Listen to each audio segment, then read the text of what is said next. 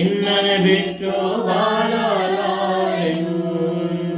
Hallelujah hallelujah hallelujah hallelujah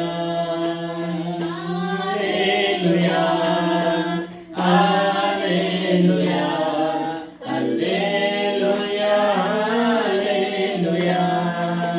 ಕಣ್ಣೀರಿನ ಸಮಯದಿ ತಾಯಿಯಾಗಿರು, ಸಾಲದ ಸಮಯದಿ ತಂದೆಯಾಗಿರು. ಕಣ್ಣೀರಿನ ಸಮಯದಿ ತಾಯಿಯಾಗಿರು, ಸಾಲದ ಸಮಯದಿ ತಂದೆಯಾಗಿರು. ನನ್ನ ಹತ್ತಿರವಿರು ಓ ಯೇಸುವೇ, ನಿನ್ನ ಬಿಟ್ಟು ಬಾಳಲಾರೆನು. ನನ್ನ ಹತ್ತಿರವಿರು ಓ ಯೇಸುವೇ, ನಿನ್ನನ್ನು ಬಿಟ್ಟು ಬಾಳಲಾರೆನು. Hallelujah hallelujah hallelujah hallelujah hallelujah hallelujah hallelujah. ನಿನ್ನ ವಾಕ್ಯ ಓದುವ ಸಮಯಕ್ಕೆ ಗುರುವಾಗಿರು, ಪ್ರಾರ್ಥಿಸುವ ಸಮಯದಿ ದೇವರಾಗಿರು.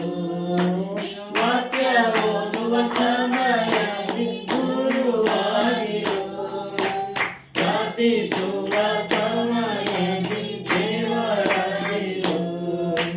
ಹತ್ತಿರವಿರು ಓ ಯೇಸುವೇ, ನಿನ್ನನ್ನು ಬಿಟ್ಟು ಬಾಳಲಾರೆನು.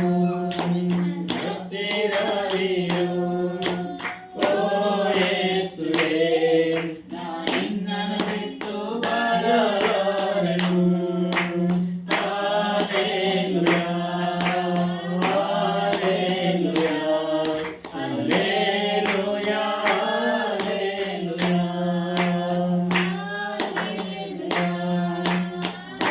Hallelujah hallelujah hallelujah. దేవునికి మహిమ కలుగుతుంది.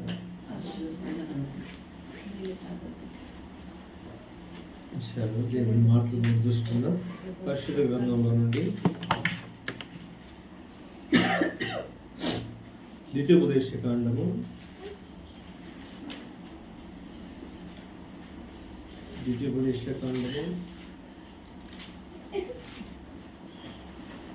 6వ అధ్యాయము 2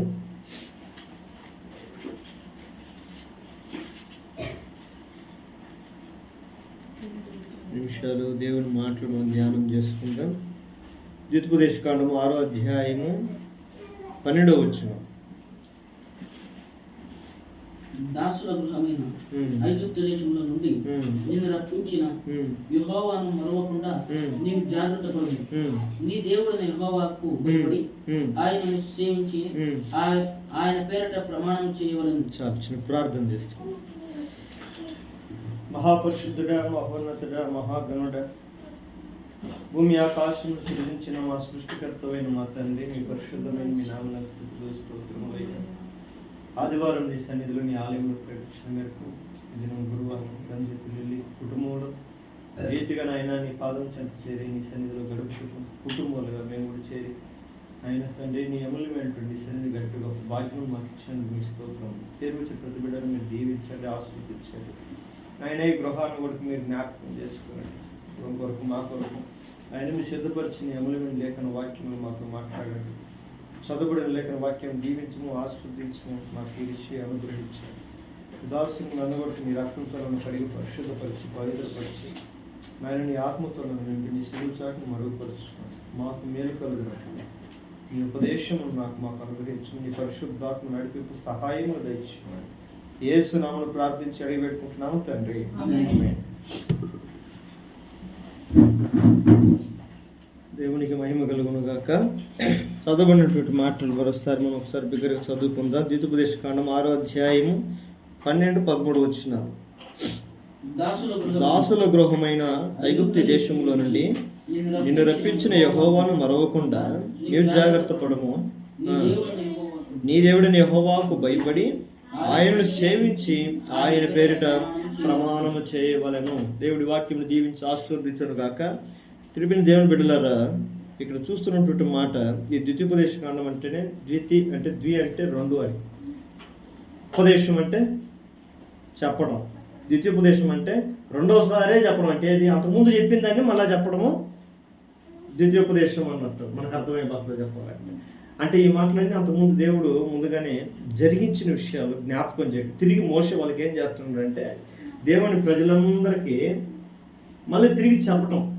ఇదిగో ఇట్లాంటి దేవుడు ఒకప్పుడు మిమ్మల్ని ఎందుకు పిలిచాడు, దేనికి పిలిచాడు, ఎలా పిలిచాడు, ఎట్లా చేశాడు, ఎన్ని గొప్ప కార్యాలు చేశాడు, అవన్నీ మీరు తిరిగి మర్చిపోకుండా తిరిగి జ్ఞాపకం చేయటం, తిరిగి మళ్ళీ తెలియజేయటాన్ని ఈ ద్వితీయోపదేశకాండం అంతా ఆల్మోస్ట్గా మోసేది అదే మనకు కనపడుతుంది.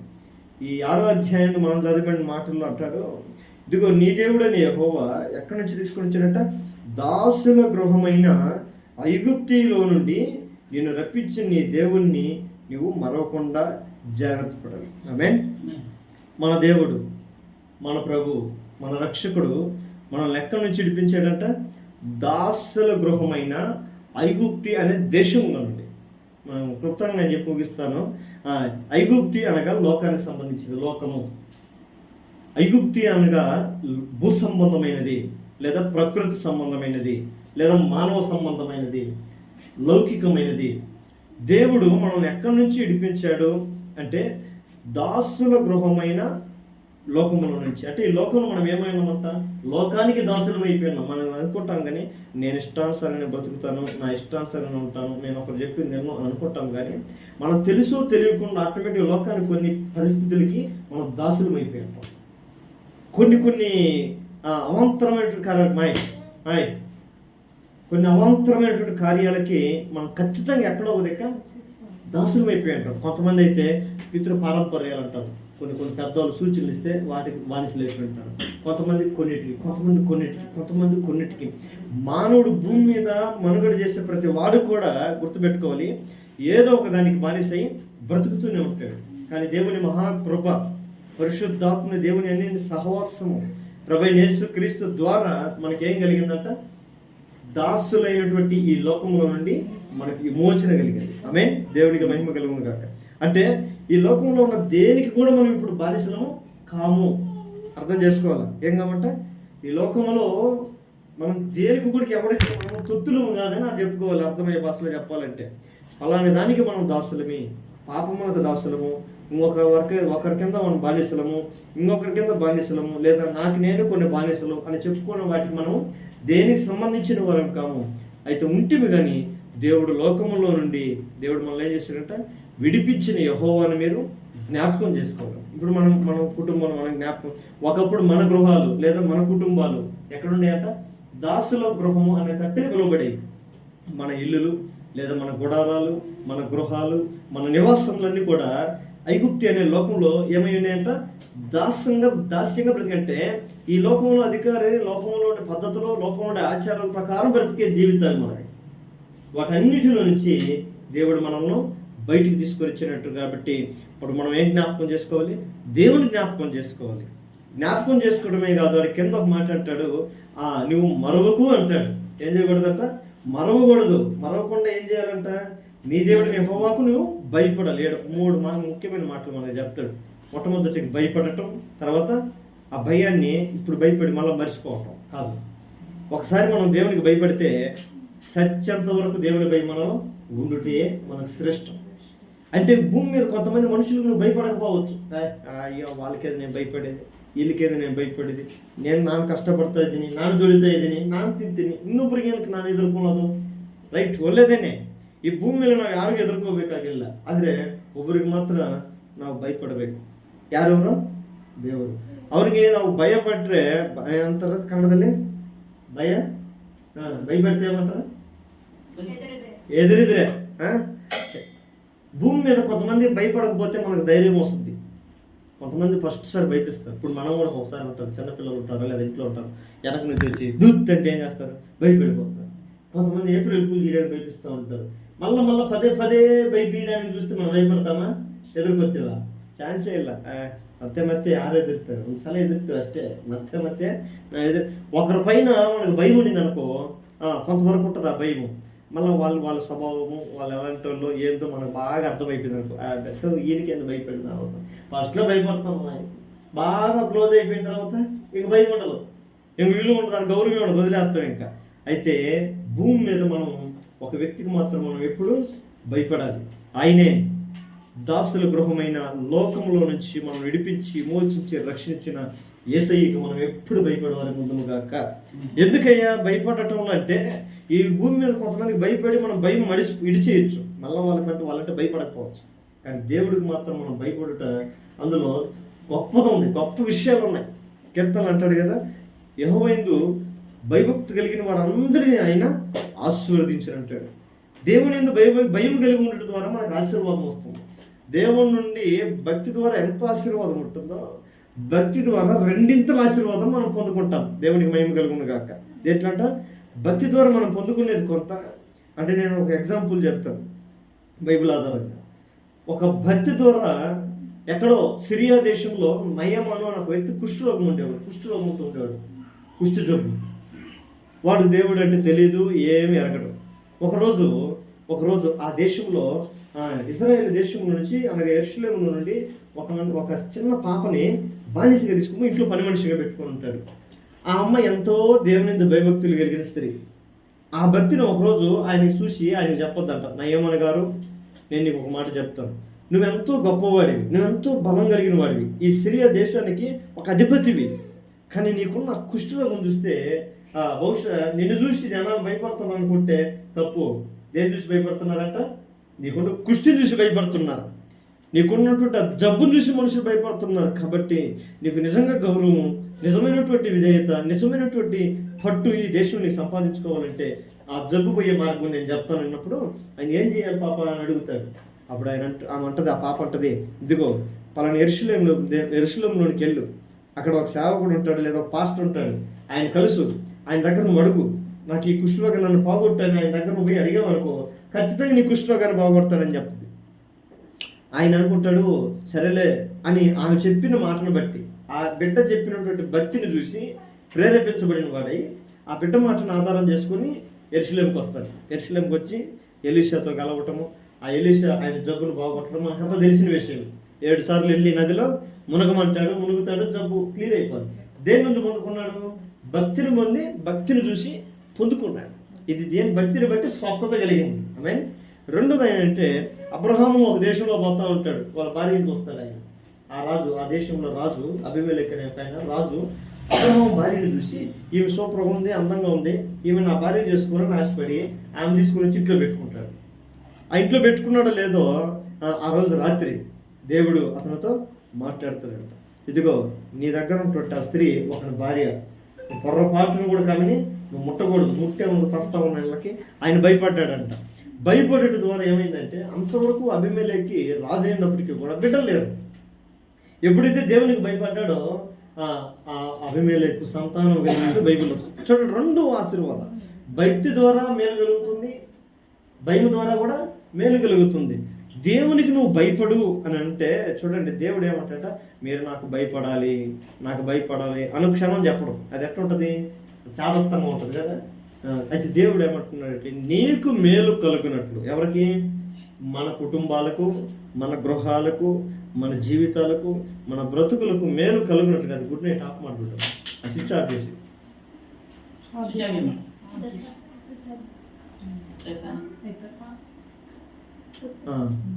చూడండి, మనకు మేలు కలగాలి, మన జీవితంలో ఆశీర్వాదకరంగా ఉండాలి, మన కుటుంబాలు బాగుండాలి అంటే, లోకంలో నుంచి రక్షించిన మన దేవుణ్ణి మనం ఎప్పుడు మరవకూడదు, ఆయనకు భయపడాలి. ఆయన కింద ఒక మాట అంటాడు, ఆయన సేవించాలి, ఆయనకు ప్రమాణము చేయాలి అంట. ఇవన్నీ మన కొత్త నిబంధన కాలంలో జరిగిపోతాయి. యేసు ప్రభువు ఒకటే మాట్లాడతాడు, పరలోకాన్ని చేరాలి అంటే ఏం చేయాలంట?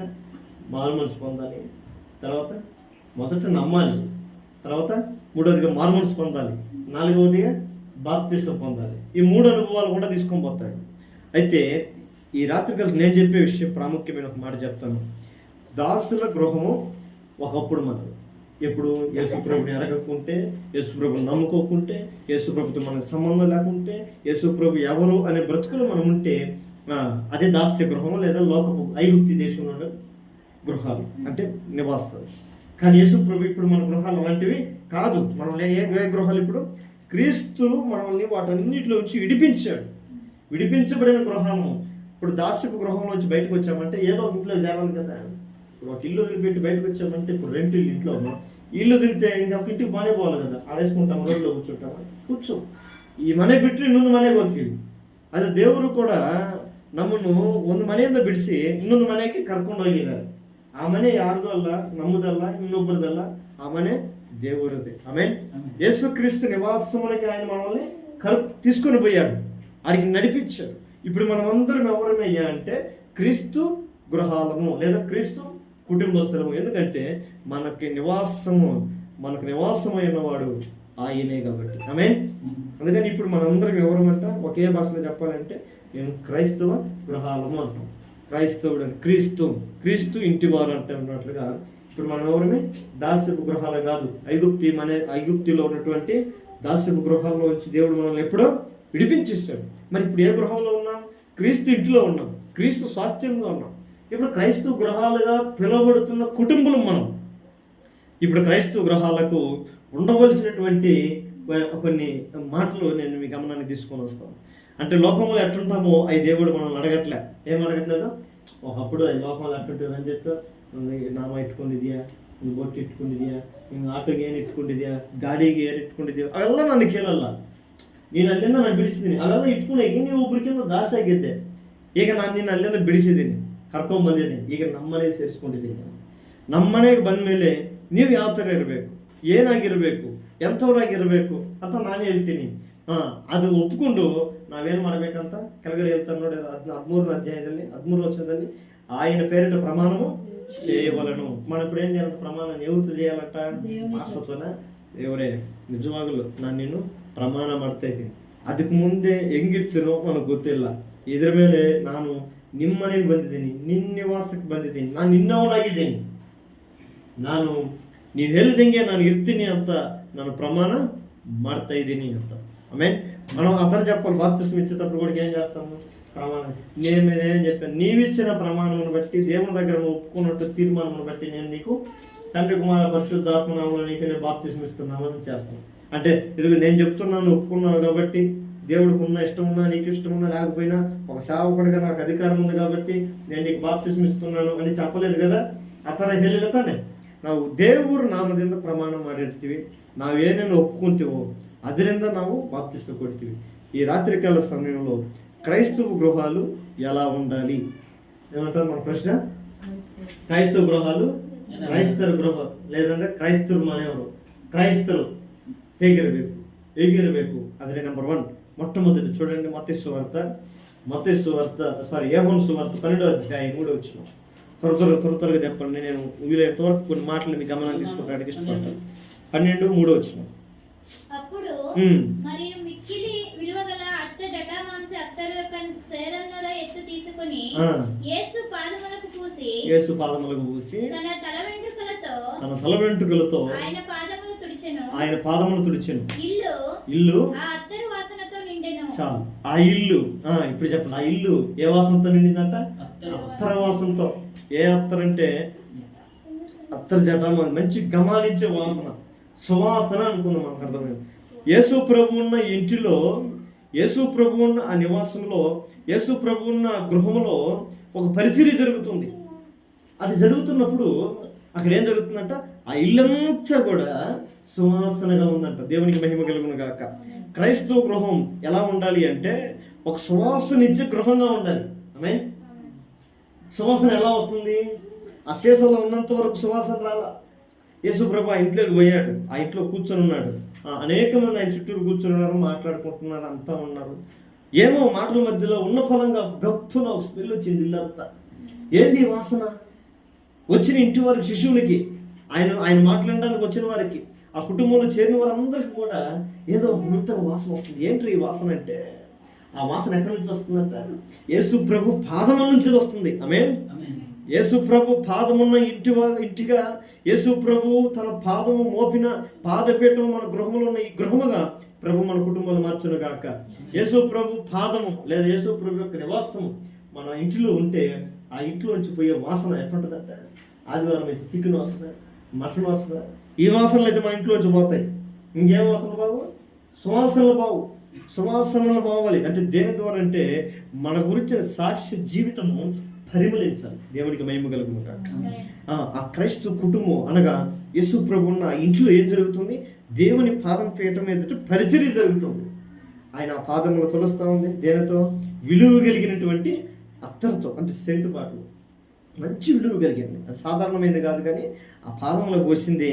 ఆ పాదములు ఏదన్నా మంచి కాస్ట్లీ టవాల్తో లేదా మంచి కాస్ట్లీ ఖర్చీపుతో తొడవలేదు, కానీ ఏం చేస్తున్నట్టు అది తన తల వెంట్రుకలతోనే, ఆమేన్, తన తల వెంట్రుకలతోనే ఆయన పాదములను తుడుస్తూ తన పెదవులతో ఆయన పాదములను ముద్దు పెట్టుకుంటున్నట్ట. అబ్బా, అంటే దీన్ని బట్టి అర్థమైందంటే దేవుని సన్నిధిని ప్రేమించే మనస్తత్వం కలిగినటువంటి కుటుంబంగా మనం ఉండాలి. ఆమేన్. దేవుని యొక్క సువాసన మన కుటుంబాల్లో ఉండాలి అంటే దేవునితో మన సహవాసం కూడా ఉండాలి. దేవుని బిడ్డలతో సహవాసం ఉండాలి. దేవుని సంఘంతో సహవాసం ఉండాలి. దేవుని ప్రజలతో సహవాసం ఉండాలి. ఆ సహవాసం ఎట్లా ఉందయ్యా అంటే స్త్రీలకు ఇంటికలు ఏమంట? ఘనం అని బైబిల్లో రాయబడుతుంది. స్త్రీలకి ఇంటికలు ఘనమైనది. మనకి ఏదైతే ఘనమైనది ఉంటుందో ఆ ఘనమైనది ఆడిగిపోయిందంట యేసు ప్రభు పాదాలకు అడిగిపోయింది. ఆయన ఒళ్ళకి కూడా కాదు, ఆయన జేబీలకు కూడా కాదు. మన జీవితంలో ఏదైతే ఘనమైన ఉంటుందో, ఘనమైనవి ఉంటాయో అవన్నీ కూడా ఎక్కడ చేరాలి? యేసు ప్రభు పాదముల దగ్గర చేరే విధముగా మనం మార్చబడదాం గాక. ఎప్పుడైతే ఏంటి ఘనము? మనకేంటి ఘనం అంటే ఈ లోకంలో మనకి ఏది ఘనం అంటే ప్రాముఖ్యమైనది, అంటే ವಿಲುವೈನದೆ. ಏದು ವಿಲುವೈ ఉంటుంది? ರಂಜಿತ್ ಅಂತ ಪಾಸ್ಟ್ರೆ ನಾನು ಇವತ್ತು ಭಾನುವಾರ ಚರ್ಚಿಗೆ ಬರೋಕ್ಕಾಗ್ತಾರೆ. ಯಾಕಪ್ಪ ನನಗಿರೋ ಪ್ರಾಬ್ಲಮ್ ಜಾಸ್ತಿ ಇದಾವೆ ಪಾಸ್ಟ್ರೆ, ಅದಕ್ಕೆ ಚರ್ಚಿಗೆ ಬರೋಕ್ಕಾಗ್ತಾ ಇಲ್ಲ. ನಾನು ಆಟೋ ತಗೊಂಡು ಫೀಲ್ಡ್ಗೆ ಹೋಗ್ತಾ ಇದ್ದೆ. నాకు అప్పుడప్పుడు అనిపిస్తూ ఉంటుంది రంజిత్ గురించి. రంజిత్ 3 అవర్లు పోయి బయట తిరుగుతాడు. ఈ 3 అవర్లలో నెలకు సంబంధించిన అంత ఈఎంఐలు బాడుగులు అన్నీ సంపాదించగలుగుతాడని డౌట్ వస్తుంటాను. ఆగుతా ಆಗಲ್ಲ. ನಾನು ಅನ್ಕೋತೀನಿ ಈ 3 ಗಂಟೆ ತಾನೇ ಚರ್ಚಿ ಇರೋದು, ಈ ಭಾನುವಾರ ಇರೋದು ಬರೀ 3 ಅವರ್ ಅಷ್ಟೇ. ಅಮ್ಮದ್ರೆ ಜಾಸ್ತಿ ನಾವು ಊಟ ಗೆಟ್ಟೆಲ್ಲ ಮಾಡಿ ಹೊರಗಡೆ ಬರೋದು 3 ಗಂಟೆ ಆಗುತ್ತೆ. ಈ 3 ಗಂಟೆ ವ್ಯವಧದಲ್ಲಿ ಪಾಪ ರಂಜಿತ್ ಎಲ್ಲೆಲ್ಲಿ ತಿರುಗಿ ಎಷ್ಟು ದುಡಿತಾನೆ? ಒಂದು ಅಮ್ಮಂದ್ರೆ 30,000 ದುಡಿತಾನೆ, ಒಂದು 20,000 ದುಡಿತಾನೆ, ಒಂದು 10,000 ದುಡಿತಾನೆ ಅಂತ ನಾನು ಯೋಚನೆ ಮಾಡ್ತಾ ಇರ್ತೀನಿ. అబ్బా రంజిత్కి ఎప్పుడయ్యా ఈ తెలుగు తెలుసుకున్నది? ఈ 3 అవర్లో నేనేం సంపాదలేనయ్యా. అయితే ఒకటి సంపాది ఈ 3 ಅವರು ನಾನು నీ సన్నిధానದಲ್ಲಿ ఇద్దరే గొప్ప దొడ్డ ఆశీర్వాదాన్ని తಗೋಬೋದು. ఆమె ఈ లోకంలో నేను 30,000 సంపాదించేదానికంటే, 50,000 సంపాదించే కంటే, 60,000 సంపాదించే కంటే నీవిచ్చిన దయను నేను సంపాదించుకోవచ్చు. ఆమె నీ దయ గొప్పది. ఆమె అంటే నిజమే, మన ఇన్స్టాల్మెంట్లు గొప్పయే, మన ఇంటి బాడుగలు గొప్పయే. రేపు రాబోయే రోజుల్లో లిల్లీ హాస్పిటల్ అడ్మిట్ అయిపోతే చేతుల్లో ఎంత ఖర్చు పెట్టాలో ఎన్ని గొప్పయే, ఎన్ని నిజం, నేను ఒప్పుకుంటా. అయితే దేవుని సన్నిధిలో గడిపే ఆ 3 గంటలు లోకంలో నువ్వు ఏదైతే కష్టపడతావో వాటన్నిటిని గొప్పగా నా ప్రభు మార్చును గాక. ఆమేన్. అంటే నువ్వు ఏ విధమైన ఆలోచనలతో ఉంటావో ఆలోచనని దేవుని సన్నిధి తీసుకురావాలి. అందుకని అంటాడు, నా సన్నిధిలో నా ఎదుట సంపూర్ణ సంతోషము కలదంటాడు, నా సన్నిధిలో నిత్య సుఖములు కలవు అంటాడు. అంటే మన కష్టాలు ఎన్ని ఉన్నా, ఎన్ని బాధలు ఉన్నా, ఎన్ని సమస్యలు ఉన్నా, ఎన్ని ఇబ్బందులు ఉన్నా ఆ 3 అవర్లు దేవుని సన్నిధిలో తీసుకొని వెళ్ళి ఇన్ని కష్టాల్లో కూడా, ఇన్ని బాధల్లో కూడా, ఇన్ని ఇబ్బందుల్లో కూడా, ఇన్ని కమిట్మెంట్లో కూడా ప్రభా నేను నిన్ను ప్రేమించాను, నీ సన్నిధి ప్రేమించి నీ సన్నిధికి వచ్చాను. మరి నా పరిస్థితి ఏంటి అంటే నువ్వు ధైర్యంగా వెళ్ళు, నీ ఇల్లంతా నేను సువాసనగానే మార్చాలని అంటాడు. ఆమేన్. ఏమంటాడు? నువ్వు ఇచ్చే ఘనమైనది, నువ్వు ఘనమైనదిగా నన్ను భావించావు. మొదటగా నా సన్నిధి ఘనమైనది ఇచ్చావు, విశ్రాంతి దినం పరిశుద్ధమైనది ఇచ్చావు. కాబట్టి నీకున్న పరిస్థితులు ఏదైతే కంపు కొట్టే సమస్యలు ఉంటాయో, కంపు కొట్టి ఈఎంఐ కట్టకపోతే ఒక సమస్య, బాడీ కట్టకపోతే ఒక సమస్య, ఇంట్లో పరిస్థితి తెచ్చుకోలేకపోతే సమస్య, హాస్పిటల్కి పోలేకపోతే సమస్యలు, ఏదైతే మనకు సమస్య ఉన్నా అన్నిటికీ సొల్యూషన్ ప్రభు పాదపీఠం ఎదుట మనకు సంపూర్ణ పరిష్కారం దొరుకుతుంది. ఆమేన్. ఎక్కడ దొరుకుతుందంట? అందుకని క్రైస్తవ గృహం మొట్టమొదటిగా ఎలా ఉండాలంట? సువాసన కలిగినదిగా ఉండాలి. ఎట్లా వచ్చింది సువాసన అంటే దేవునికి పరిచర్య చేసే విధానంలో వచ్చింది. అంటే ఆయన్ని ప్రేమించింది, ఆయన గౌరవించింది, ఆయన కోసము త్యాగం చేసుకున్నాను. ఆ త్యాగం నేను చెప్తాను. వాడి కింద ఒక మాట అంటాడు, ఇస్కరియోతు యోధ, డబ్బు పిచ్చోడు. వాడు డబ్బు పిచ్చోడికి ఒక పిచ్చి ఉంటుంది కదా, తిండి పిచ్చి, నిద్ర పిచ్చి, ఈ పిచ్చి, ఆ పిచ్చిలో ఉన్నవాడికి వాడు డబ్బు పిచ్చి. వాడికి ఏమైందంట, వాడు ఆ అత్తరు, విలువైన అత్తరు తీసుకుని యేసు ప్రాణం మీద పోసినప్పుడు ఆవిడ అన్నాడంట చూసి, ఏమంటాడు, అయ్యో ఇంకే పిచ్చిదా ఉంది, ఇంకే తలకాయ ఇంత విలువైనది తీసుకొని పోయి ఎక్కడ పోసిందంట, యేసు ప్రభు పాదం మీద పోసిందా. అదే దాన్ని నమ్మి ఉంటే ఇంత డబ్బులు వచ్చింది, ఇంత కట్ట, ఆ కట్టతో బీదలకు అందరికి దానం చేయొచ్చు. అన్నీ యోచన చేస్తున్నాను. అంటే వీడు బీదల మీద ఉండే ప్రేమతో అనట్లేదు, కింద అంటాడు, వీడు బీదల మీద ప్రేమతో అనలేదు, కానీ వాడు దొంగ అయ్యుండి, దోచుకునేవాడు అయ్యుండి వాడు ఆ మాటలు పలికాడంట. చూడండి, అంటే ఆమె ఎంతో విలువైనటువంటి సేవను, విలువైనటువంటి త్యాగాన్ని ఆమె చేస్తుంది. విలువ కలిగింది అయినప్పటికీ కూడా దాన్ని తీసుకొని చేసే ప్రారంభం దగ్గర పడగొట్టింది. కనుక మన కుటుంబం కూడా రాబోయే రోజుల్లో మన సరిహద్దుల్లో సమాధానం నెమ్మది, సువాసన తీసుకుంటే మన మైండ్ ఎట్లుంటుంది, ఒక పీస్ఫుల్గా మంచి వాసన వస్తే ఎట్లుంటుంది, మళ్ళీ కప్పు కొడితే ఎట్లుంటుంది, దగ్గర రమ్మ కప్పు నీ నోరు చెత్త చల్లారి తాగినోడు ఇంటికి వస్తే ఎట్లుంటుంది, తాగినోడు పక్కన బస్సులో కూర్చుంటే ఎట్లుంటుంది. అప్పుడప్పుడు నేను చూస్తాను, తాగినోడు వచ్చి కూర్చుంటాడు, పాపం వాడు మాట్లాడితే చాలు గప్పులు లేస్తుంటుంది కదా, గప్పులు లేస్తుంటుంది. ఇంకా మనకి ఎట్లుంటుంది, తాగేవాడు అనుకో ఏమైనా ఉందా నాకు ఇవి అంటాడు. అలవాటు లేనివాడు అయితే ఏమంటాడు కప్పు తగ్గు లేకపోతా ఉంటాడు, అల్లాడిపోతూ ఉంటాడు, వాడు సహించలేడు. అయితే సువాసన అంటే అది ఎంతో పరిమళింపజేసే జీవితాలు. కనుక ఈ రాత్రికాల సమయంలో వాక్యం పెట్టుకున్న మన కుటుంబాలు, మన గృహాలు ఏ గృహాలు ఉండాలంట, సువాసన ఇచ్చే గృహాలుగా మన కుటుంబాలు మార్చబడిన గాక. ఆమేన్. రెండవది చూద్దామా, రెండవది కూడా చూడండి. అదే రెండవదిగా అపోస్తల కార్యములు 16 అధ్యాయము 31 వచ్చింది. త్వరగా అందుకు వారు ప్రభువైన యేసునందు విశ్వాసముంచుము, అప్పుడు నీవును నీ ఇంటి వారును రక్షణ పొందుదురని చెప్పి. చాలు. ప్రభువైన యేసునందు నీ విశ్వాసం ఉంచుము, అప్పుడు నీవును నీ ఇంటి వారును రక్షణ పొందుదురు. రెండవదిగా రక్షణ పొందిన గృహమై ఉందుము గాక. మొదటి గుర్తుపెట్టుకోవాలి. ఫస్ట్ ఏంటి, సువాసనిచ్చే గృహముగా మనం ఉండాలి, సువాసనిచ్చే ఇంటిగా మనం ఉండాలి. రెండవదిగా చూద్దామా, రెండవది చూస్తే ఏమంట, రక్షణ పొందిన గృహముగా ఉండాలి. ఏ రక్షణ, ఏదంటే రక్షణ అంటే చుట్టూరు ఇల్లు కట్టుకొని, చుట్టూరు కాంపౌండ్ కట్టుకొని, మంచి గేట్ పెట్టుకొని, సీసీ కెమెరా పెట్టుకొని సేఫ్టీ ఉండాలి. అది కాదు, ఈ కాదు. వాడు చెప్తాను మధ్యాహ్నం చెప్తుంటే, ఎందుకు ఐటెం పైన పెట్టగలరా అంటే, బాబా మధ్యాహ్నం మెట్ట మధ్యాహ్నం ఉండి ఎత్తుకొని వెళ్ళిపోయారు అటు గుళ్ళు ఎత్తుకొని మీరు. అంతమంది జనాల మధ్యలో, ఇంతమంది ప్రజల మధ్యలోనే సీసీ కెమెరాలు ఉన్నాయి, అన్నీ ఉన్నాయి, ఎట్టెత్తుకో మీరు రక్షణ లేదు, ఎక్కడ లేదు. ఈ భూమి మీద మనం అనుకునే వాటిలో రక్షణ లేనే లేదు. రక్షణ ఒకటి ఉంది, రక్షణ యెహోవా ఆదియనం అంటుంది బైబిల్. దేవునికి మహిమ కలుగును గాక. దేవుడిచ్చే రక్షణ మనం అందుకొని ఉండాలి. ఈ భూమి మీద భౌతికమైన రక్షణ గురించి నేను మాట్లాడట్లే, ఆత్మరక్షణ. యేసుప్రభు ఎందుకు ఈ లోకానికి వచ్చాడని ఎరగటమే రక్షణ. అందుకని యేసుప్రభు ఈ లోకానికి వచ్చాడు. ఎందుకు వచ్చాడు, ఆయనే తన ప్రజలను వారి పాపముల నుండి రక్షించును. అందుకని ఆయనకి యేసు అని పేరు. యేసు అంటే అర్థం ఏంటి, రక్షకుడు. యేసుప్రభుని ఎరగటమే రక్షణ, అంతే. అంతకన్నా ఇంక గొప్ప వివరించుకునేది ఈడ్చుకోబోయే అవసరం లేదు. యేసుప్రభుని ఎవరైతే అంగీకరిస్తారో వారు రక్షణను అంగీకరించినట్లు. ఇప్పుడు మన కుటుంబంలో అయితే బహుశా చాలా మంది కుటుంబాల్లో ఇదైతే పొందుకొని ఉంటారు, ఈ సర్టిఫికేట్ మాత్రం. ఇది కరోనా వ్యాక్సిన్ నేర్చుకుని సర్టిఫికేట్ తీసుకున్నట్టుగా ఇది మాత్రం ఖచ్చితంగా యేసుప్రభుని నేను నమ్ముకున్నాను, నేను రక్షింపబడ్డాను అనేది ఉంటుంది. అయితే ఇంకా రక్షణ అనుభవం లేని కుటుంబాలు చాలా ఉన్నాయి, అనేకమైన రక్షణ రాలేని కుటుంబాలు అనేకం ఉన్నాయి. అయితే రక్షణలో లేకపోతే మనం ఎక్కడ ఉన్నామని, శిక్షలో ఇంకా నిలిచి ఉన్నామని గుర్తుపెట్టుకోవాలి. ఎఫెసీయుల పత్రిక 2వ అధ్యాయం అంటాడు కదా, ఇదిగా మనందరం రక్షణ లేకపోతే ఎక్కడ ఉంటామంట, దైవోగ్రతకు మనం పాత్రులమై ఉంటాం. అయితే ఆ రక్షణ మనం నిర్లక్ష్యం చేసేవారుగా ఎప్పటికీ కూడా ఉండకూడదు. ప్రభు మనకు రక్షణ ఇచ్చాడు, ఆ రక్షణ మనం ఏం చేయాలి, లక్ష్యం చేయాలి. అంటే దాని ఎందుకు గమనం పెట్టుకోవాలి. రక్షణ అనేది ఒక పాత్ర. ప్రతివాడు తన ఘటమును ఏ విధంగా కాపాడుకోవాలో బాగుగా తెలుసుకుని ఉండవాలని కదా అంటాడు. ఇప్పుడు ఇది ఒక పాత్ర, గ్లాస్ పాత్ర, దాన్ని ఎట్లా సేఫ్టీ చూసుకుంటాం. పిల్లలు పోయి దాన్ని చుట్టూరు చుట్టుకుంటే ఏనంతే, మక్కలే పిలుస్తారండి సైడ్కి పోయి ఎందుకు కడితే అది బిద్దరు వడదోగిದ್ರೆ ಯಾವುದಕ್ಕೆ ಯೂಸ್ ಆಗಲ್ಲ.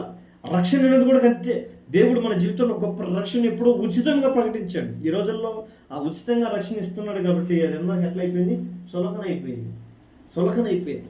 యేసు ప్రభు ఇచ్చే రక్షణ ఇప్పుడు నీకు జీవితంలో శరీరంగా ఉన్నంత వరకు అది నీకు చులకన ఉంటుంది, కానీ అది నశించిపోతున్న ప్రతి వారికి యేసు ప్రభు రక్షణ ఎట్లా ఉంటుందంటే వెర్రితనంగా ఉంటుంది. రక్షింపబడుతున్న ప్రతి పాపికి అది గొప్ప దేవుని శక్తిగా కనబడుతుంది. ఆమేన్. ఇప్పుడు రక్షణ మనకి ఎట్లా కనపడాలి? రక్షణ పడిన మనందరికి ఎట్లా ఉండాలి? నా కుటుంబం దేవుని శక్తితో నింపబడిన రక్షణ కుటుంబం. ఆమేన్. ఈ భూమి మీద నాకు జీవితం మనుగడ ముగిసిపోయినప్పటికీ కూడా నాకు సంపూర్ణ రక్షణ నాకు ఒకటి ఉంది. ఆ రక్షకుడైన యేసు ప్రభువుతో నేను ఉంటాను. ఆయన నన్ను ప్రతి విషయం నుంచి నన్ను రక్షిస్తాడు, ప్రతి విషయం నాకు సహాయపడతాడు, నాకు ప్రతి విషయంలో నాకు తోడుగా ఉంటాడు. ఆయన ఎల్లప్పుడూ నాతో ఉండే దేవుడు అని నమ్మటమే రక్షణ పొందుకున్న జీవితం. కనుక మనం 2 విషయాలు నేను చెప్పాను. మొదటిది ఏంటి? మన గృహం ఎలా ఉండాలంట? సువాసనిచ్చే గృహంగా ఉండాలి. రెండవదిగా రక్షణ పొందిన గృహముగా ఉండాలి. మూడవది చూద్దామా? మూడవదిగా చూడండి, అదే యెహోషువ 24వ అధ్యాయము 15వ వచనం. యెహోషువ 24వ అధ్యాయము 15వ వచనం. త్వరగా యెహోషువ గ్రంథము 24వ అధ్యాయం 15వ వచనం. యెహోవాను సేవించుట మీ దృష్టికి కీడని తోచిన యెడల మీరు ఎవరిని సేవించుదరో నది అద్దరిని మీ పితరులు సేవించిన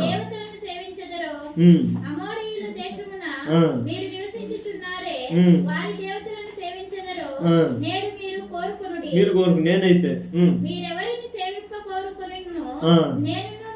నేనును నా ఇంటి వారును యెహోవానే సేవించడం. దేవునికి మహిమ కలుగును గాక. ఇప్పుడు మూడవదిగా మన గృహం దేవుణ్ణి ఏం చేయాలంట? దేవుణ్ణి సేవించే ఇల్లుగా మన కుటుంబాల్లో ఉండును గాక. దేవుని రక్షణ పొందుకున్న ప్రతి కుటుంబం, నమ్మి మారుమనసు పొంది బాప్తిసం పొందుకున్న ప్రతి కుటుంబం ఎవరిని సేవించాలంట? అటునే సేవిస్ಬೇಕಾ? లోకమన్ನೇ ಸೇವಿಸ್ಬೇಕಾ? ಲಿಲ್ಲಿನೇ ಸೇವಿಸ್ಬೇಕಾ? ನಿಮ್ಮ ఫ్యామిలీనే సేవిస్ಬೇಕಾ? ಇಲ್ಲ. ఎవరు? వారందరితో పాటుగా దేవుణ్ణి సేవించే వారమే మనం ముందుకు గాక. దేవుణ్ణి ఎవరైతే సేవిస్తారో వారందరూ కూడా ఆయన వారై ఉంటారు. ఒకటే మాట ఏమంటది? ఆయన సేవించడం అంటే ఏంటి అంటే ఆయన ప్రేమించడమే. అంటే ఆయన సేవించడం అంటే ఎట్లా? ఆయన సేవించడం అంటే ఎట్లా? అన్ని విడిచిపెట్టాలన్నా, అన్ని వదులుకోవాలన్నా? లేదే. ఎవడైనా నన్ను వెంబడింపకోరని తను తాను ఉపేక్షించి తన సిలువని ఎత్తుకొని నన్ను వెంబడించాలన్నాడు. అంటే నీ కుటుంబాన్ని విడిచిపెట్టు, నీ భార్యను విడిచిపెట్టు, నీ అవసరతలు విడిచిపెట్టు, నువ్వు అన్ని విడిచిపెట్టి నన్ను వెంబడించాలని దేవుడు పొరపాట్లు కూడా ఎక్కడ చెప్పడం. అన్ని బాధ్యతగా చేసుకుంటూ నువ్వు నన్ను వెంబడించాడు. బాధ్యత కలిగిన వాడే దేవుడికి అవసరం. బాధ్యత లేని వాడు దేవుడికి ఎప్పటికీ అవసరము కాడు. అవసరము తీసుకోడు కూడా, దేవుడు ఎన్నుకోడు కూడా. దేవుడి పట్ల ఒక ఉన్నతమైన ప్రణాళికలు మనం కలిగి ఉండాలి. చూడండి నా ప్రియమైన దేవుని బిడ్డలారా, దేవుణ్ణి సేవించడం అంటే ఆయన ప్రేమించడమే. అందుకే ఆయన అంటాడు, ఆయన ప్రేమించేవారు ఆయన ఆజ్ఞలను గైకొంటారు. ఆయన ప్రేమించడం అంటే ఆయన ఆజ్ఞలను గైకొనటమే. ఆయన ఏదైతే మనకు చెప్తాడో వాటన్నిటి ప్రకారం మనం గైకొనటం మనకు ఉత్తమమైనటువంటి క్రైస్తవ సుగుణ లక్షణం. ఆమేన్. కనుక మనం క్రైస్తవులుగా మన దేవుణ్ణి ఎరగటం కాదు, మంచి సాక్ష్యం కలిగి ఉండటం కాదు, లేదా రక్షణ పొందుకొని ఉండటం కాదు, కానీ క్రీస్తును వెంబడించే వరముగా, సేవించే వరముగా మనం ముందుము గాక. దేవుణ్ణి సేవించే విషయంలో ఎట్లా ఉండాలి అంటే శిష్యుల వలె మనం ఉండాలి. ఎట్లా ఉండాలి? శిష్యుల వలె. దేవుణ్ణి చాలా మంది సేవించారు, అంటే దేవుణ్ణి చాలా మంది వెంబడించారు. కొంతవరకే, కొంతమంది 70 మంది వచ్చారు, కొంతమంది 120 మంది వచ్చారు. కొన్ని పరిస్థితుల్లో కొన్ని మాటలు, దేవుడి మాటలు అర్థం కాక ఆయన విడిచిపెట్టి వెళ్ళిపోయిన వాళ్ళు ఉన్నారు, వాపసు పోయేశారు. అయితే కొంతమంది శిష్యులు మాత్రము మరణము వరకు ఆయన వెంబడించారు. వారు ఏమయ్యారంట? లోకానికి తీర్పు తీర్చిన నాయకులుగా మార్చబడ్డారు. ఆమె దేవుణ్ణి సేవిస్తున్నటువంటి వారిని, దేవుణ్ణి వెంబడిస్తున్న వారిని ఆయన ఎప్పటికీ వాడు విడిచిపెట్టుటకు అన్యాయస్తుడు కాదు. ఆయన ఎప్పటికీ విడవడు కూడా. దేవుడు మనల్ని ఎప్పటికీ విడవకూడదు అంటే మనం తీర్మానం చేసుకోవాలి, ప్రభా నేను కొట్టి నిన్ను విడవను అనాలి. ఆమె మనం విడిచిపెట్టి ప్రభా నువ్వు నన్ను కొట్టుకో, నేను అక్కడ తిరుగుతాను, నాకు అక్కడ తిరుగు అంటే అది స్వార్థం, అది భక్తి లేని జీవితం అవుతుంది. దేవుణ్ణి మనం ఎప్పుడూ పట్టుకొని ఆయన చేపట్టుకొని నడవటమే ఆయన సేవించటం. ఆయనను సేవించడం ద్వారా భూమి మీద ఉన్న సమస్తమైన ఫలములు, సమస్తమైన ఆశీర్వాదాలు మనం పొందుకుందాము గాక. ఐదవది చూద్దామా? ఐదవదిగా చూడండి. సరే, 4 సామెతల గ్రంథము 15వ అధ్యాయం 6వ వచనం.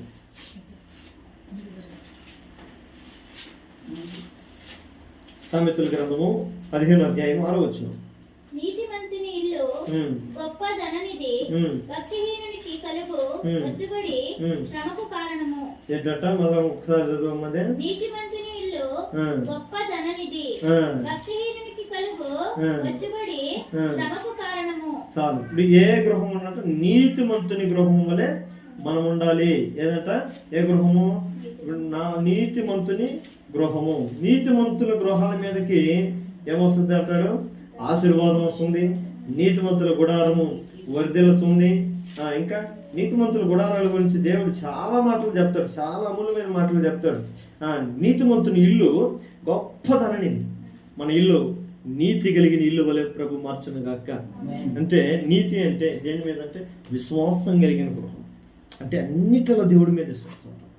కష్టం వచ్చినా, సమస్య వచ్చినా, ఇబ్బంది వచ్చినా, బాధ వచ్చినా, ఏదైనా రాని ప్రభా ఈ బాధను చూస్తున్నామయ్యా, చూస్తున్నాము, సూక్ష్మత్రమే కాదు, ఒకరోజు నాకు సహాయం కూడా చేస్తాం అనేదే నీతి. ఆమేన్. అంటే మన కష్టాలు ఏమైనా చెల్లించిపోతాం. అయ్యో యువత బాగా చర్చి కుదిరే ಒಂದು 2 ಗಂಟೆ ಕಷ್ಟಪಟ್ಟರೆ ಸ್ವಲ್ಪ ದುಡ್ಡು ಬರುತ್ತೆ, ಅದೇನೋ ಒಂದು ಕಟ್ಕೋಬೋದು ಅಂದರೆ ನಾವು ನೀತಿ ಬಿಟ್ಟು ಓದ್ಬಿಡ್ತೀವಿ. ಅದೇ ದೇವ್ರಿಗೋಸ್ಕರ ನಾನು ಕಷ್ಟ ಇಷ್ಟ ಆದ್ರೆ ಇರಲಿ, ನಾನು ಇಲ್ಲಿ ಇರ್ತೀನಿ, ಇಲ್ಲಿ ಕೂತ್ಕೊಂಡಿರ್ತೀನಿ, ಕಷ್ಟಪಡ್ತೀನಿ, ದೇವ್ರ ಸನ್ನಿಧಾನ ಕೂತ್ಕೊತೀನಿ, ಅವ್ರಿಗೋಸ್ಕರ ನಾನು ఏమంటారు కనిపెట్టుకునేదాన్ని ఏమంటారు? యెహోవా కనిపెట్టుకున్న వారు నూతన బలం పొందుతారట. దేవునికి మహిమ కలుగును గాక. దేవుని కొరకు ఎదురు చూసే అనుభవంలో ఉండాలి. యెహోవా కొరకు ఎదురు చూసి వారిని ఆయన ఎప్పటికీ కూడా సిగ్గుపడనీయమని అంటాడు. దేవునికి మహిమ కలుగును గాక. అంటే దేవుని వాక్యం చూడండి, నీతి అనేది ఎట్లా వస్తుందంటే దేవుని పట్ల మనకు ఉన్నటువంటి విశ్వాసమును బట్టి. కొంతమందికి విశ్వాసము ఇది ఉండదు. అపోస్తలుడైన పౌలు అంటాడు, అందరిలోని విశ్వాసము లేదు అంటాడు. కొందరిలోనే అంత విశ్వాసం ఉండదు. మాటలో చెప్పి అంత విశ్వాసం క్రియలు కడిగి వచ్చింది అనుకో ఉండదు. ఇప్పుడు నేను కూడా ఇక్కడ కేకలేసి చెప్తా, ఒకసారి ఏదన్నా రాని, బలహీనత రాని, ఏదన్నా ఒకటి రాని ఏమైపోతుంది, కలవరం భయం గడగడగా వణుకుతుంది, వచ్చి భయపడిపోతాం, దేహంతో ఉన్నాం కాబట్టి. అయితే అది నీతిగా పరిగణించబడదు. అయితే నీతిమంతుడు అన్నిటికీ కూడా కదల్చబడినట్టు బైబిల్లో.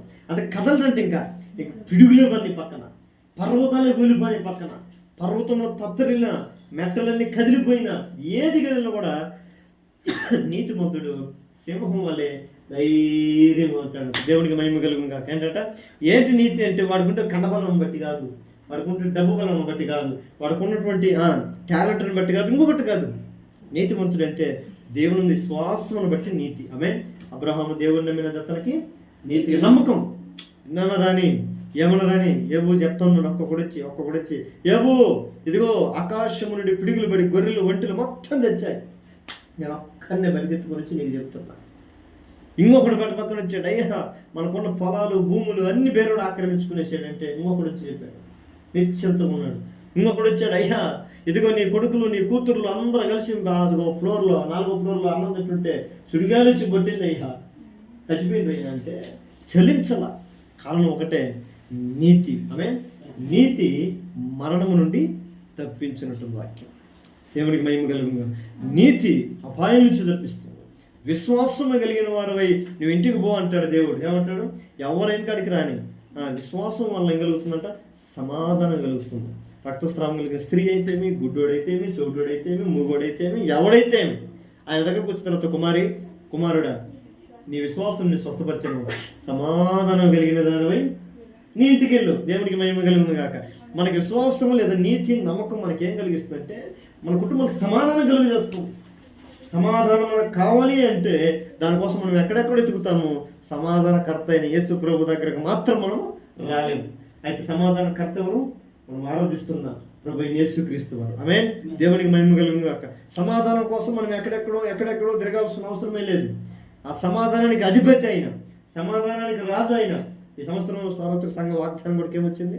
సమాధానకర్త యొక్క దేవుడు, శాంతికర్త నా దేవుడు అంటాడు. నా శాంతిని నేను మీకు సమాధానకర్త యొక్క దేవుడు తానే మిమ్మల్ని సంపూర్ణంగా చేసి పరిశుద్ధపరచునంటాడు. సమాధానకర్త యొక్క దేవుడు తానే సాతాను మీ కాళ్ళ కింద శీఘ్రముగా చితకద్రొక్కించాడంటాడు. దేవునికి మహిమ కలుగును గాక. సాతాను సమస్యలు సృష్టించేవాడు, అసమాధానం సృష్టించేవాడు, ఇబ్బందులు సృష్టించేవాడు. అయితే దేవుడి మీద మనకుండే నీతి, సాతాను కుయుక్తులని, తంత్రములని తొక్కివేసే శక్తి మన నీతి ద్వారా మనం సంపాదించుకున్నాము గాక. దేవుని యందు విశ్వాసము ఉన్న, నమ్మకం ఉన్న జీవితము అది నీతిగా పరిగణించబడుతుంది. ఆ నీతిగా ఉన్నటువంటి ఆ గృహము ఏమంటుందట? ఆశీర్వదించబడుతుంది. ఇప్పుడు మన ఇల్లు ఎలా ఉండాలట? నీతి కలిగిన ఇల్లు వలె ఉండాలి. 4 చూస్తూ వచ్చి, మొట్టమొదటిది ఏంటంటే సువాసన కలిగిన ఇల్లు అయి ఉండాలి. రెండవది ఏంటంటే రక్షణ పొందిన ఇల్లు. మూడవదిగా తీర్మానం చేసుకున్న ఇల్లు. యెహోషువ ఏం చేసుకున్నాడు? లోకమంతా మీరు ఎవరు సేవించుకుంటూ చేసుకోండి, నేను నా ఇల్లు మాత్రం. ఎవరంట? దేవుణ్ణే నా కొరకు నన్ను ప్రేమించి, నా కొరకు ప్రాణం పెట్టి నన్ను రక్షించిన యేసయ్య కొరకే నేను జీవిస్తాను అనేది ఒక తీర్మానం చేసుకున్న గృహం వలె ఉండాలి. ఇదేమంటున్నదట?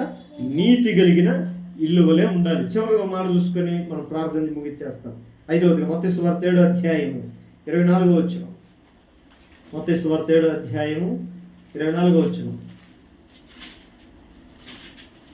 తొందరగా మత్తయి సువార్త 7వ అధ్యాయం 24వ కాబట్టి వచనం. ఈ నా మాటలను విని వాటి చొప్పున చేయి ప్రతివాడును బండ మీద తన ఇల్లు కట్టుకొనిన బుద్ధిమంతుని పోలి ఉండును. చాలా. 5వదిగా అంటాడు, బుద్ధి కలిగిన లేదా జ్ఞానము కలిగిన ఇల్లు వలె మన కుటుంబాలు ఉండును గాక. ఈ బుద్ధి జ్ఞానము ఎట్లా కలుగుతున్నాయంట? ఎవడైనను ఈ నా మాటలు చొప్పున విని వాటి చొప్పున చేయి ప్రతివాడు కూడా బండ మీద తన ఇల్లు కట్టుకొనిన ఎవరిని పోలి ఉంటాడంట? బుద్ధిమంతుడిని పోలి ఉంటాడు. బుద్ధిమంతుడుగా మనం ఈ లోకంలో ఉండాలి. ఎందుకయ్యా బుద్ధి కలిగిన వాళ్ళు ఉండాలి, జ్ఞానం కలిగిన వాళ్ళు ఉండాలి అంటే బైబిల్ అంటాడు, దినములు చెడ్డవి కనుక, ఏమంట? దినాలన్నీ చెడ్డవి కనుక చెడ్డదేదో మంచిదేదో తెలుసుకోవాలంటే మనకేముండాలి? జ్ఞానం ఉండాలి. జ్ఞానం లేకపోతే నా ఇష్ట ప్రకారం ఉంటానంటే నశించిపోతాం. జ్ఞానం లేకపోతే నష్టపోతాం. జ్ఞానం లేకపోతే కూలిపోతాం. జ్ఞానం లేకపోతే జీవితాలు, కుటుంబాలు పాడు చేసుకుంటాం. జ్ఞానం ద్వారా సమస్తమును మనం కట్టుకోగలుగుతాం. ఒక జ్ఞానం కలిగిన పక్షి తన గూడుని ఎట్ట కట్టుకుంటుంది? మనం చూస్తూ ఉండొచ్చు. అప్పుడు పల్లెల్లో, బాయిలలో చెట్లకి కట్టుకొని ఎలా కడతా ఉంటుంది. ఎంత వర్షం వచ్చినా దానికి భయం ఉండదు. భయమే ఉండదు. అది బాగా అలంకరించుకుంటుంది. దాన్ని పోయేదానికి ఒక హోల్ పెట్టుకుంటుంది. లోపల గూళ్ళు పెట్టుకోవడానికి నేను చాలా గమనించే దగ్గర నుంచి మేము పీక్కొని చూసేవాళ్ళం. పైన ఒక 2 ఫ్లోర్లు కట్టుకుంటాయి. కింద ఒకటి, పైన ఒకటి. మొగది కింద ఉంటుంది. వర్షం వచ్చినా ఏమొచ్చినా ఏం కాకున్నట్లుగా జ్ఞానంతో కట్టుకుంటుంది అది. అదే అజ్ఞానిది అయితే అజ్ఞానం పక్షంగా ఒకటి ఉంటుంది అంట. నిప్పుకోడి అంట. బైబిల్ అంటాడు, నిప్పుకోడి ఎలాంటి అజ్ఞానం అంటే అది గుడ్లు పెట్టద్దంట. గుడ్లు పెట్టడానికి తొందరగా అర్జెంట్ అయినప్పుడు గుడ్లు పెట్టద్దంట. గుడ్లు పెట్టి ఆకలి నెలకు లేచిపోద్దంట. ఆహారం కోసం. ఆహారం దీన్ని కడుపు నిండిన తర్వాత దాని గుడ్లేదు దానికి తెలియదు అంట. తను పెట్టని గుడ్లు పోయారు. పోతూ ఎక్కడన్నా కంటికి ఏ గుడ్లు కనపడింది? బల్లి గుడ్లు కనపడి, తొండ గుడ్లు కనపడి, కప్ప గుడ్లు కనపడి, ఇంకో పక్షి గుడ్లు కనపడి, అయ్యే తన గుడ్లు అని చెప్పి దాని గుడ్ల మీద కూర్చొని అబ్బా అని చెప్పి శాత తెరుస్తుంది. అది జ్ఞానం లేని పక్షి. అది జ్ఞానం కలిగిన చిన్న పక్షి కూడా తన జీవితాన్ని గొప్పగా కట్టుకుంటుంది. అయితే నిప్పు కూడా ఎంత ఉంటుంది? 2 పిల్లలు ఎక్కి ఒక మనిషి కూడా సుమారుగా ఎక్కి కూర్చున్న పక్షి ఉంటుంది. ఎంత ఉంటుంది నిప్పు కూడా అంటే. అయితే చిన్న పక్షులు గూడు కట్టుకునే పక్షి జ్ఞానం కలిగిన దానికి వయసుతో కానీ, విద్యతో కానీ, లేదా దేనితో సంబంధం లేదు. అయితే ఆ జ్ఞానం ఎట్లా వస్తుందంట? దేవుని మాటలను బట్టి. చూడండి, ఆ మాట కూడా అంటాడు కదా, జ్ఞానం ఎట్లా వస్తుందంట? సామెతల గ్రంథం 4వ అధ్యాయం మొదటి వచ్చినాం. సామెతల గ్రంథం 4వ అధ్యాయము. కుమారులారా, తండ్రి ఉపదేశము వినుడి, మీరు వివేకమును అందరిలో ఆలకించుడి. చాలు. ఏమంటున్నాడు? నా కుమారులారా, నా కుమార్తెలారా, క్రైస్తవ కుటుంబంలారా, యేసుప్రభుని నమ్ముకున్న వాళ్ళారా, యేసుప్రభుని నమ్ముకొని బ్రతుకుతున్న వాళ్ళారా, క్రైస్తవులని చెప్పుకుంటున్న వాళ్ళారా, ఇదిగో మీరందరూ నా ఉపదేశమును వినుడి అని ఎవరు అంటున్నాడు? తండ్రి అంటున్నాడు. నా ఉపదేశం వినుడి. ఎందుకయ్యా నీ ఉపదేశం వినాలి? ఎందుకు పాస్టర్ నువ్వు చెప్పేది వినాలా? ఎందుకు పాస్టర్ గారు నువ్వు చెప్పే వాక్యం మొత్తం ఏం వినాలా? యూట్యూబ్లో చూస్తే సరిపోద్దా? ఫేస్బుక్లో చూస్తే సరిపోద్దా? సరిపోద్ది, కానీ నువ్వు సరిపోవు. నీకు సరిపోద్ది, కానీ నువ్వు సరిపోవు. కానీ చూడండి, దేవుని సన్నిధిలో దేవుని ఉపదేశము, దేవుడు తన దాసుల ద్వారా, తన సేవకుల ద్వారా మనతో మాట్లాడుతున్న ప్రతి ఉపదేశము మనం చాలా జాగ్రత్తగా వినాలి. కొంతమంది వినరు. ఏం వాక్యం చెప్పామని అడగండి. కొంత వాక్యం అయిపోయిన తర్వాత ఆ ప్రియాంక వేణు వాళ్ళు కానీ అయితే వాళ్ళకి అదే వాక్యం అంతా వింటారు. ఇంటికి పోయిన తర్వాత ఆ అమ్మాయి అడుగుద్దంట వేణు, ఈరోజు బ్రదర్ ఏ వాక్యం చెప్పాడు చెప్పాను. క్లూ అమ్మ అంటాడంట వేణు. ఏమంటాడంట? క్లూ ఇచ్చేదానికి నేనెందుకు చెప్పడం? నువ్వేమన్నావో చెప్పు అంటే పాప చాలా తలపెట్టుకుంటాడు వేణు. ఎందుకు అడుగుద్దా అమ్మాయి అంటే వేణుకి ఏముంది, బలహీన ఫోన్ అయితే బుడక్కని బయటికి వెళ్ళిపోతాడు, ఫోన్ వెళ్తూ ఉంటాడు, తిరుగుతూ ఉంటాడు. పాపం అంటే బలహీనతలు బట్టి వాక్యం వెళ్ళాం. దేవుని మాట మనం వినకపోతే ఏమొస్తుందంటే నీ జీవితాంతం అజ్ఞానంగా ఉంటాం. జ్ఞానం కలిగిన వాడిగా నేను మారాలి అని నీలో ఒక సంకల్పం ఉంటే నువ్వేం చేయాలంట? నువ్వేం చేయమని దేవుని వైపు చూడు. అదే దేవుని మాట విను, దేవుని మాట విను. అందుకని నా కుమారులారా నా ఉపదేశం ఆలకించండి, వివేకమునందునట్లుగా ఏం చేయాలంట? వివేకమునందునట్లుగా నా ఉపదేశమును ఆలకించండి. ఆలకించాలి, సమీపించి ఆలకించాలి. ఆలకించుట వలన మన జీవితాలకు క్షేమం కలుగుతుంది. ఆలకించుట వలన మన జీవితాల్లో ఆశీర్వాదాలు కలుగుతుంది. జ్ఞానం అనేది సామాన్యమైన విషయం కాదు. ఇక్కడ చూడండి, నేను అంటున్నాడు కదా, బుద్ధి జ్ఞానం కలిగిన ఇల్లుగా మనం ఉండాలి. అంత మాత్రమే కాదు, ఈ బుద్ధి జ్ఞానం దేని ద్వారా వస్తుందంటే దేవుని భయభక్తుల ద్వారా కలుగుతుంది. జ్ఞానం అంటే ఏంటి? జ్ఞానం అంటే ఏంటి అను యెహోవా యందు భయభక్తులు కలిగి ఉంటే జ్ఞానము. ఇంది ఆడికి వచ్చినా దేవుడి గాడిగా దుట్టుకునేది. మళ్ళీ అసలు దేవుడు అంటే మనకు భయం ఉందా? దేవుడు అంటే మనకు భక్తి ఉందా? అలా అంటే నువ్వు జ్ఞానం కలిగిన వాడివి. నీ జ్ఞానము, నీ కుటుంబము జ్ఞానం కలిగి. దేవుడు అంటే భయం లేదా? దేవుడు అంటే భక్తి లేదా? నువ్వు అజ్ఞానివి. అజ్ఞానం అందరూ ఏమైపోతారు? నశించిపోతారు. ఒకరోజు జ్ఞానం కలిగినటువంటి నోవాహు, దేవుడు అతనితో మాట్లాడతాడు. నోవాహు, నేను ఈ భూమిని అంతా పాడు చేయాలనుకుంటున్నాను. ఏంటంటే ఈ భూమిని అంతా నేను పాడు చేయాలనుకుంటున్నాను. నువ్వు ఒక ఓడ చేసుకో, నీ ఇంటి కోసం, నీ ఇల్లు బాగుపడే దానికోసం, నీ ఇంట్లో అందరూ బతికే దానికోసం ఒక ఓడ చేసుకోవాలంటే సరేలే అని చెప్పి ఓడ చేసుకుంటా అడవిలోకి వెళ్ళి చెక్కలన్నీ నరుక్కుంటా ఉన్నాడంట. చెక్కలన్నీ నరుక్కుంటా ఉంటే అక్కడ వచ్చాట, ఏం నవ్వా, ఏం చేస్తున్నావు, ఏమైంది నీకు? అడవిలోకి ఎందుకు చెట్లు కొడుతున్నావు, ఎందుకు కొమ్మలు తయారు చేస్తున్నావు, చెక్కలు తయారు చేస్తున్నావు అంటే నాకు దేవుడు చెప్పాడు. ఎవరు చెప్పారు? నాకు దేవుడు చెప్పాడు. ప్రళయం రాబోద్దంట, పెద్ద సునామీ వస్తుందంట, అందరూ చచ్చిపోతారంట. నేను బతకాలంటే ఓడ చేసుకోమన్నాడు, నేను చేసుకుంటున్నానంటే పక్క నవ్వారంట, గేలి చేశారంట, అవమానపరిచారంట, అపహాస్యం చేశారంట. అయితే నోవాహు అవన్నీ పెట్టుకోలేదు. ఒక పిచ్చోడుగా చూశారంట. ఎవరిని? నోవాహుని. ఒక పిచ్చోడు చూసినట్టు. ఏదో పొద్దున్న వేస్తాడు, గొడ్డలు రుద్దుకుంటాడు, సర్ర రుద్దుకుంటాడు, భుజం మీద వేసుకుంటాడు, అడిగిలో పోతాడు. పొద్దున్నుంచి సాయంకాలం కొట్టుకొని మళ్ళీ సాయంకాలం పెట్టుకోవచ్చు. చూస్తేనే జనాలకి ఎట్టుందంటే వీడికి ఏమైందిరో, వీడి అడవిలో పోయి తిరుగుతున్నట్టు, పిచ్చి పట్టినట్టు, ఎరుపెట్టిందిరా వీడికి అని నవ్వుకుంటూ బతుకుతున్నారంట ఆయన చూసి. కానీ ఒకరోజు వాడంతా తయారు చేసుకున్నాడు, అందరూ జనాలు చెప్పాడంట, ఇదిగో ఎందుకు నాయన నవ్వుతారు, నవ్వితే మీ పనులే కనపడేది కానీ మీ జీవితాలు బాగుపడవు. ఇదిగో దేవుడు నాతో మాట్లాడారు, నా జీవితాన్ని కట్టుకుంటున్నాను, మీరు కూడా కట్టుకుంటారు నాయన, మీరు కట్టుకోండి అంటే నవ్వారంట.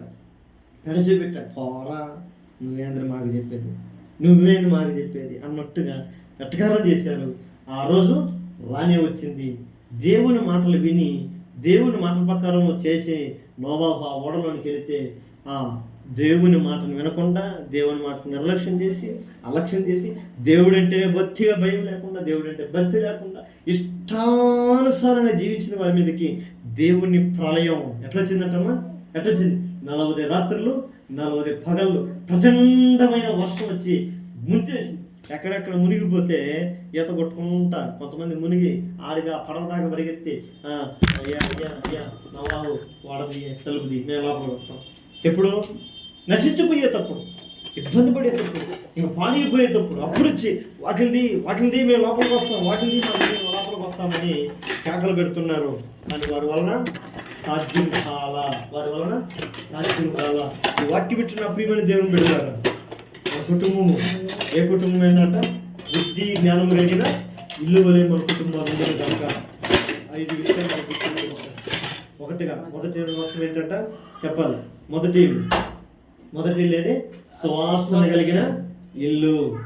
మీరు చెప్పాలా? ఏ ఇల్లు? సువాసన కలిగిన ఇల్లు. రెండవది రక్షణ పొందుకున్న ఇల్లు. మూడవదిగా తీర్మానం చేసుకున్న ఇల్లు. నాలుగవదిగా నీతి కలిగిన ఇల్లు. ఐదవదిగా బుద్ధి లేదా జ్ఞానము కలిగిన ఇల్లు వలె మన కుటుంబాలు ఉండునుగాక. అందుకే ఇవన్నీ కలిగి ఉన్నప్పుడు మత్తయి సువార్తలో అదే 10 అధ్యాయం అంటాడు. ఏమంటాడు తెలుసా? ఏ ఇల్లు అయితే యోగ్యమైనది ఉంటుందో ఆ యోగ్యమైన ఇంటి మీదకి దేవుని ఆశీర్వాదం లేదా సమాధానం వచ్చునంటాడు. ఈ రాత్రి మన కుటుంబాల మీద కూడా, మన బ్రతుకుల మీద కూడా దేవుని ఆశీర్వాదం లేదా దేవుని సమాధానం మన మీదకి రావాలంటే మన ఇల్లు చివరికి ఎట్లా ఉండాలంట? యోగ్యమైన ఇల్లుగా ఉండాలి. ఆ యోగ్యమైనదిగా నువ్వు నేను ఉండాలంటే ఇవన్నీ మనలో ఉండాలి. ఏవన్నీ? సువాసన, రక్షణ, తీర్మానము, నీతి, జ్ఞానము ఇవన్నీ మనలో ఉంటే ఆ కుటుంబం ఏ గృహం అంట? యోగ్యమైన కుటుంబం. అటు యోగ్యమైన గృహాలుగా, అటు యోగ్యమైన నివాసములుగా మనల్ని, మన కుటుంబాలను, మన బ్రతుకులు, మన జీవితాలను దేవుడు కట్టునుగాక ప్రార్థన చేస్తున్నాం. మొక్కల మీదకి వస్తాం, మొక్కల మీదకి వచ్చి ప్రార్థన చేస్తున్నాం. ప్రతి ఒక్కరు కూడా ప్రభా ఇంకా నాలో అలా సంవత్సరం లేదేమో, నేను ఇంకా లోకపు దుర్గంలో బతుకుతున్నాను, లోకంలో దురలవాట్లతో నేను బ్రతుకుతున్నానేమో, లోక సంబంధమైన వాటిలో నేను బ్రతుకుతున్నానేమో, ఇంకా లోక సంబంధమైన జీవితాలతో నేను బ్రతుకుతున్నానేమో, నన్ను కరుణించు. ఆ లోకపు కంపు నుంచి, ఆ లోకపు జీవిత బ్రతుకు నుంచి, ఆ ముష్టి నుంచి నన్ను విడిపించయ్యాను ప్రార్థన చేస్తే దేవుడిని రక్షిస్తాడు. రక్షింపబడిన రక్షణలో మనం జీవించే కుటుంబంగా మనం ఉండాలి. ఇంకా ప్రభుని రక్షకుడిగా గుర్తించకుండా, ఇంకా రక్షణ లేకుండా, మారుమనసు లేకుండా, బాప్తిస్మ లేకుండా ఇంకా లోకంలో బ్రతుకుతుంటే శిక్షకును మనం పాత్రలు మోతాను విషయం దేవుడు జ్ఞాపకం చేస్తున్నాడు. ప్రభా, నేను శిక్షలో ఉండకూడదయ్యా, నన్ను రక్షించుటకే నువ్వు ఈ లోకానికి వచ్చావు, నేను ఎందుకు నిన్ను రక్షకుడిగా అంగీకరించకూడదు? ఈ రాత్రికాల సమయం నేను నా రక్షకుడిగా అంగీకరిస్తున్నాను.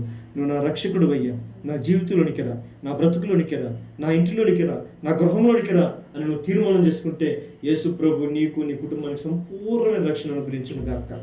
రక్షింపబడిన నీ కుటుంబం తీర్మానం చేసుకునే కుటుంబంగా ఉండాలి. తీర్మానం చేసిన నీ కుటుంబం ఈ లోకం నోవాహు వలె నీతి కలిగిన కుటుంబంలో కనపడాలి. ఆ నీతి రాబోయే రోజుల్లో ఈ లోకంలో మహా ఉపద్రవం నుంచి, రాబో శోధం నుంచి, రాబో శ్రమల నుంచి, కష్టాల నుంచి నా ప్రభు నిన్ను నన్ను కాపాడును గాక. ఆ రీతిగా ఉండాలని ప్రభు సన్నిధిలో మనం కోరుకున్నట్లయితే ప్రభు సన్నిధిలో ప్రార్థనతో కూడిన ప్రార్థన. మహాపరిశుద్ధుడా, మహోన్నతుడా,